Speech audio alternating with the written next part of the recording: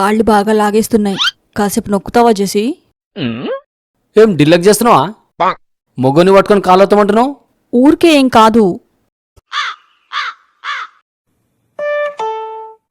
200 PhonePe చేశా. ఓఫో, నాకే పైసలు ఇస్తావా? నీకు 500 ట్రాన్స్ఫర్ చేసిన. నా కాలేం గుంజతలేవు, అయినా వచ్చి కొంచెంసేపు వత్తు. నా దగ్గర లేవు గాని 2 రోజుల్లో డబ్బులొస్తాయి.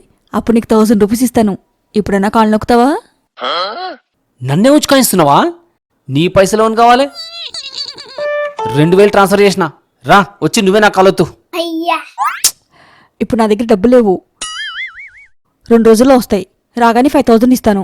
ఇప్పుడు నీకు ఓకేనా? ఏం మాట్లాడుతున్నావు? తెలంగాణ మొగోడు పైసలు కమ్ముడు వాడు.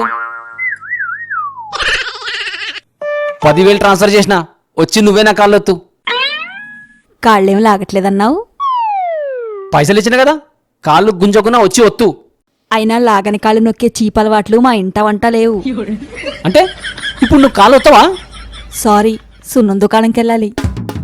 సున్నం దుకాణమా? అదే మా భాషలో బ్యూటీ పార్లర్.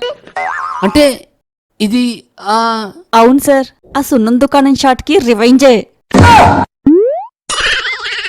మామూలుగా బ్యూటీ పార్లర్కైతే 2000. నువ్వు సున్నం దుకాణం ఎగతాళి చేసినందుకు 10,000 ఈ గౌతమి విధించిన జరిమానా. అయినా నాకు అర్థంగా కడుగుతాను, 2 రోజుల్లో డబ్బులు వస్తాయంటే నమ్మేస్తావేంటి? నాకు మాత్రం ఎక్కడి నుంచి వస్తాయి సార్? 2 రోజుల్లో నీకొచ్చే శాలరీ నుంచే తీసివ్వాలి.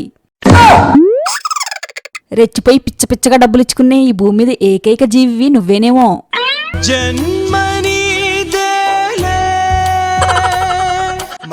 హలో, అయిపోలేదు, ఇంకా ఉంది. ఇంకేముంది?